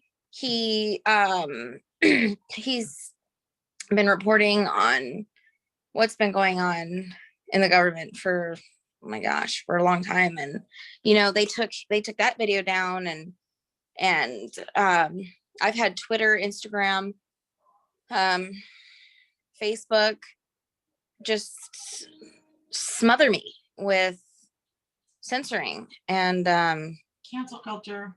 you know what I mean? Like, it's such a treasure to come across people like you, and it's a needle in a haystack. You can't find people like you.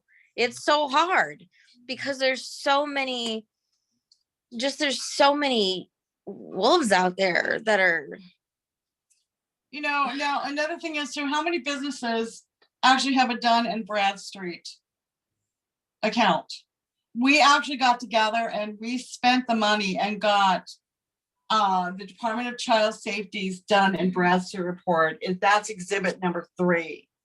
yeah, looks like that one. Oh, you can't really see it because I'm too far away, but And this is like an 8-page report. And it says that they said that it started in 2014. Well, the reason they're saying that it started in 2014 is because Governor Brewer separated CPS from the Arizona Department of Economic Security and made it a cabinet level organization that answers directly to the governor, and changed the name to the Department of Child Safety. So in this 8-page Dun and Bradstreet report, which is actually used for a credit rating, says they only have 2 employees and it started in 2014. yeah. And it says it's a subsidiary of the Executive Office of the State of Arizona.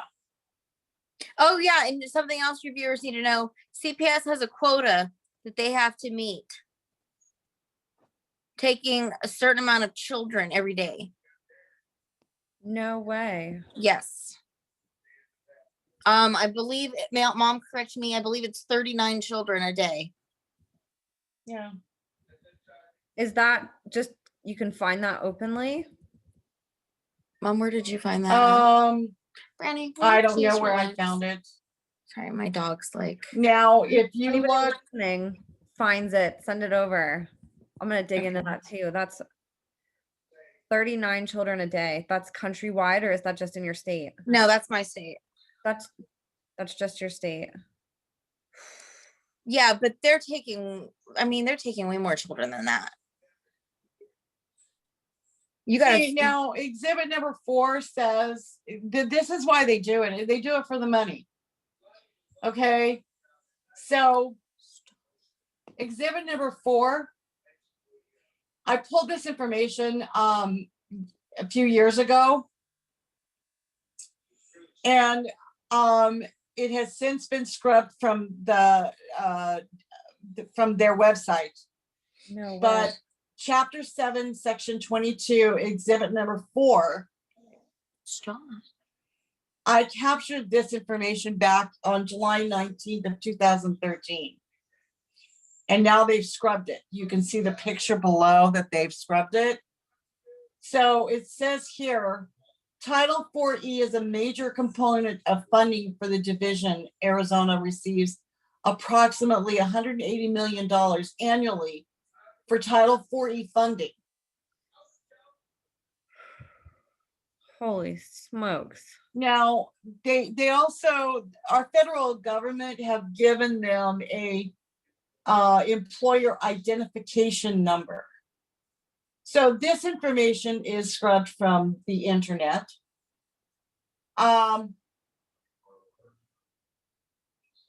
So if you go to Will you stop? exhibit number 7 now. And you might be able to blow this up. I don't know. That's pretty tiny. I mean, that's pretty tiny. You'd have to really blow that up because of it's small. We'll give it a shot. Not sure where it's at. This is Arizona, and the website where I was getting this information has now also hidden it.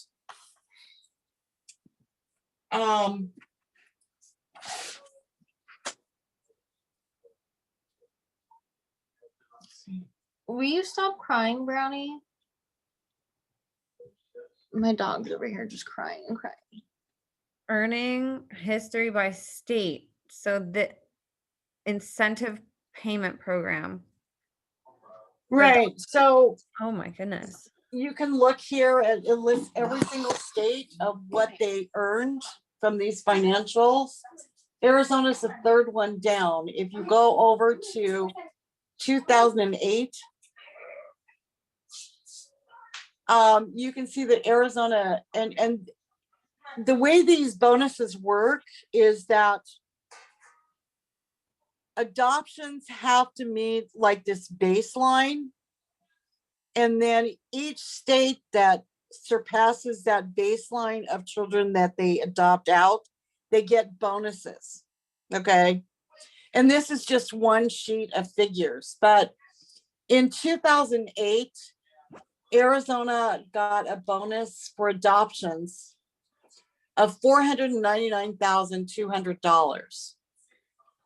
In 2009, they made $660,000, which is really, about $500,000. Yeah. So they gear up in 2009 or 2010 and make $4,064,000. In 2011, $5,856,000. 2012, it's still around $5,700,000. And in 2013 and 14, they're over $7 million. And that's where I stopped, because the place where I was getting these reports has hidden the information. So I can't just go in and look it up. And you used to be able to, whenever you got this, you could go in and look it up. I could go look it up, yeah. But not now. Oh my Let's see. gosh. And I can't remember the name of the website. Let me see if I can find it.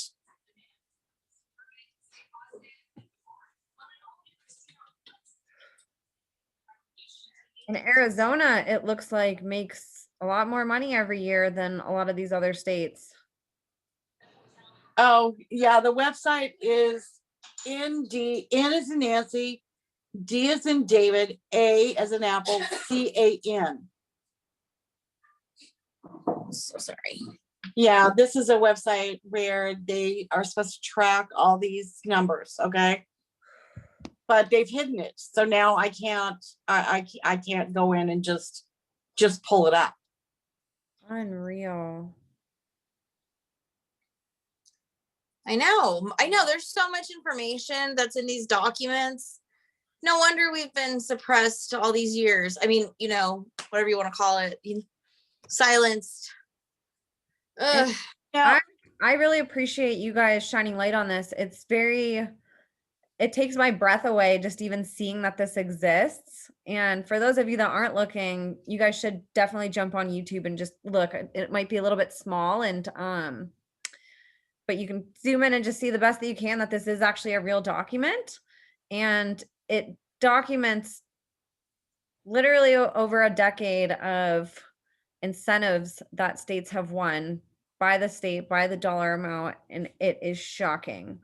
I don't even know what to say right now. And I can see why they would hide it, because these dollar amounts, $7 million is very significant. You can do a lot with $7 million. And that's just one state, 1 year, and that where's that money going? Is it going in somebody's Well, pocket? okay. And why do they have to hide it? You know, I think whenever you start hiding things, that's when the questions need to be asked. You know, this should be, everybody in your state should know that this is where money is going, you know, and the fact that it's hidden, there's probably not many people out even thinking about looking for it. So you're Well, right. it's Where like- does it it's go? like the state of Arizona took down Phoenix Children's Hospital contract. Oh my They gosh. they took down chapter 7 that talks about the federal funding. You know? Now there's another, let's see here. Let me go back to that email I sent you. If you pull up Exhibit 5,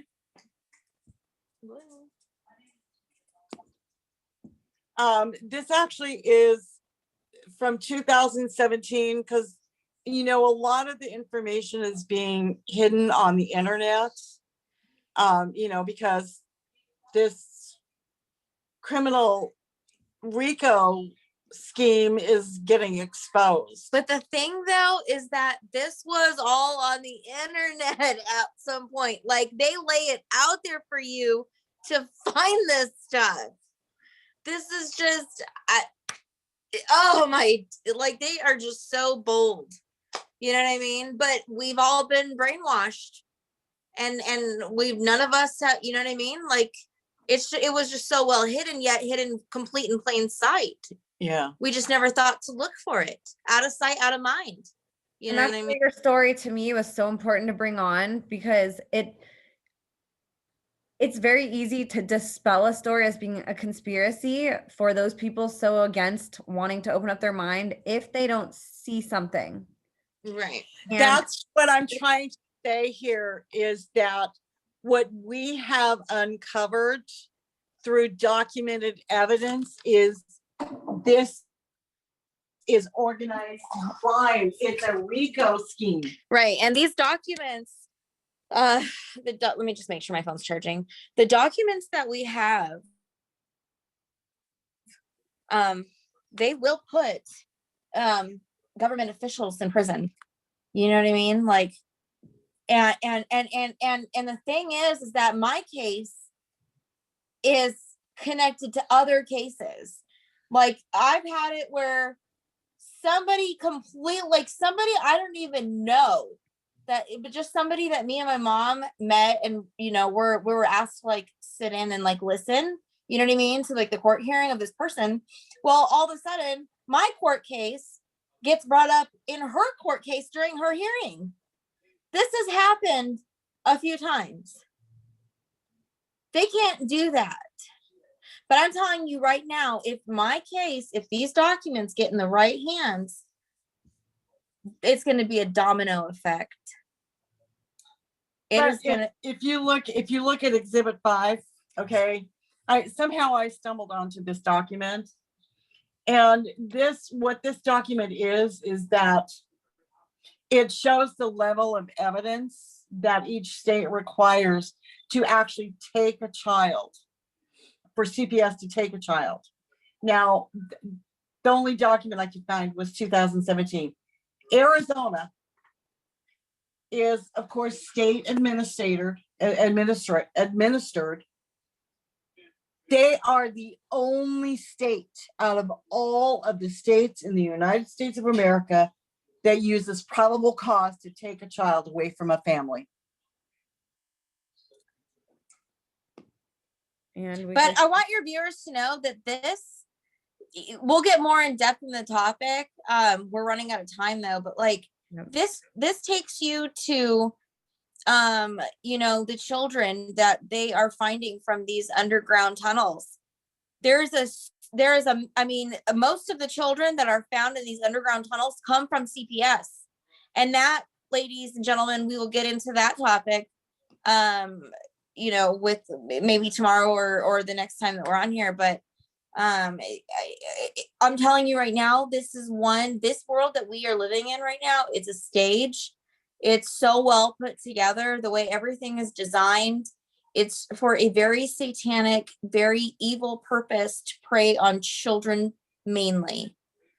And Well, most states require a preponderance of evidence, and Arizona, they only have to have probable cause. It's like, these CPS workers are going to look into their crystal ball and they're going to go take your child because they're going to protect that child from possible abuse and neglect in the future. but it's really for different reasons. It's for money, it's for organ harvesting, adrenochrome, cannibalism. Like, it's these children, it's truth. And as nasty as the truth can be, it needs to come out, and people you need to snap out of this. Oh, I don't want to hear about it because it's gross and I don't want to think about it. Well, you know what? More parents need to start thinking about it, because if this was happening to one of my children, or if it was happening to my neighbor's children, I would want for my neighbors to step in and help me. And this is just the tip of the iceberg, Emma. Is I have done, like I said, hundreds of hours of research, and I have a whole box of documents I haven't even filed yet. But the one thing that absolutely enraged me is that I find our federal government at fault, because they are the ones that's providing the bonuses, the incentives to have CPS take these children in this organized crime ring. It's a criminal enterprise. It's RICO, just like it was back in the old days with the mafia. This is just modern day slavery committed by your state. Right. And what really enraged me was the fact that I found out and uncovered that our federal government, under the Code of Federal Regulations, allows children that are wards of the state, in foster care, can be used in medical research as guinea pigs. And the Arizona governor, Governor Ducey, is on the board of directors with TGen, which is a medical research facility in Arizona. Yeah. So we can get into that in part 2. Yeah. But to me, that's a crime against humanity. You have no idea. I think that right now Governor Ducey just thinks that he's going to continue to do whatever he's doing, but I'm telling you right now, he's going to be tried for treason. And when you're punished for treason, the punishment is death. Well, I don't think that they need to really worry about, being charged with treason or being charged here with crimes. They need to worry about they're going to have to answer to God for what they've done. There's so much that is blood. going to be a more severe penalty. There's so much blood on their hands right now. Governor Ducey has so much blood on his hands. Even Governor Brewer, Sarah's had, with the course of this case, she had 3 attorney generals: Terry Goddard, Tom Horn, and now Mark Brnovich. And all 3 of them are criminals, and they know what their attorney generals are doing. Yeah, they all know what they're doing. You have to know. Because when you're in, when you're working around families and stuff, of course you're going to get complaints and whatnot, and you have to be, I'm sure these people are threatened and whatnot. It's all money laundering. And, that's why they're taking these children, because somebody's getting rich. Many people are getting rich. Yeah. I gotta say goodbye. I gotta go take my son to work. Yeah. I was gonna say, this is probably we left with a lot of cliffhangers, and this was a lot of information that I hope people go back and re-listen to it, especially if they didn't get to take some notes, because there was a lot of really incredible information. You guys just blew my mind with a lot of the stuff that we just talked about. So before we log off, Sara, if you want to speak on behalf of your mom also, where can people connect with you? Well, Mom's right here. They can connect with us on Facebook. They just got to type our names in, and okay, and I'll link all of that below for people too. Yeah. They can find you. And it's just your yeah. Mom, she's got what's your picture? It's a picture of Jesus, I believe. On your Facebook? I don't know. I don't know. Anyways, there's a picture of me and mom holding up a sign, 2 white signs with black letters. It usually pops up, but yeah, I can see if I can send you the link, and then they could just add me, and then I can send them the link to my mom. But you can do that. There's Instagram. We're on Telegram. It's the picture that she. Oh, it's the picture that you posted of mom in the brown shirt. Gotcha. Okay. Yeah. So, For but I people mean, we're listening willing. to, if you guys go find Sara on Instagram, which I encourage you to, I'm going to link it below. That way you guys can just find it quick and easy. If you're on your phone, go find her right now. She literally has a lot of the documents that I'm showing you. If you didn't have the opportunity to see them, you can go on her Instagram and you can see a lot of this for yourself. She's not hiding anything from you or from me. She's literally saying, I want you to see this. So take the liberty, especially she said before she gets purged off social media, because that happens to a lot of us trying to do these things. So go on, screenshot, help share, take pictures and send it to people. Say, hey, did you know that this is happening? Share this interview.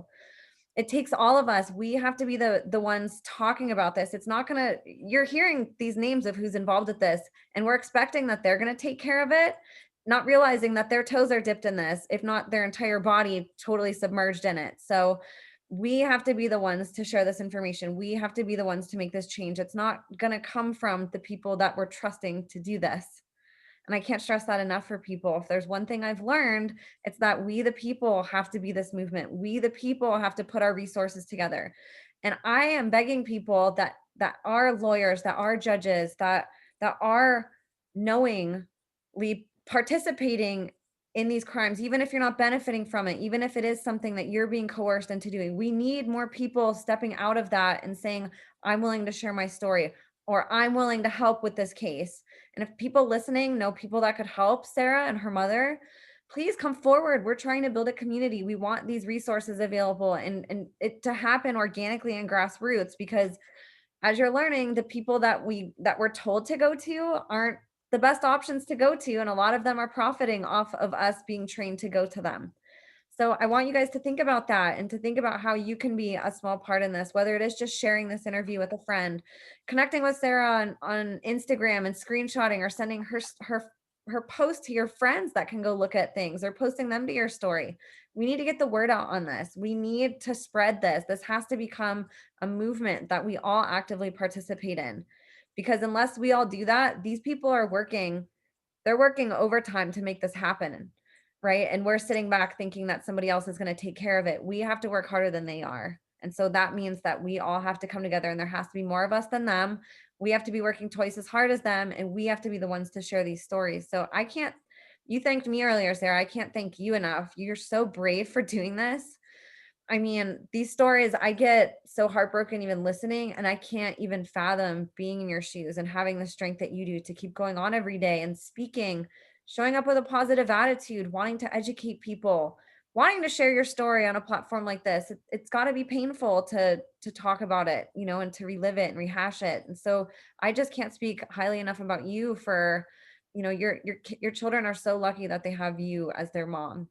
God gave you a really hard job, and one that you don't deserve, but he knew that you were the one that would be that mother for these kids, to fight for them. So I also know you have a divine purpose with what these situations have given you. So I can't thank you enough for being you, and for fighting for these kids, and for coming on here and sharing. Oh, absolutely. Thank you. I really appreciate this. I just want everybody to know that me and my mom, we're not going nowhere.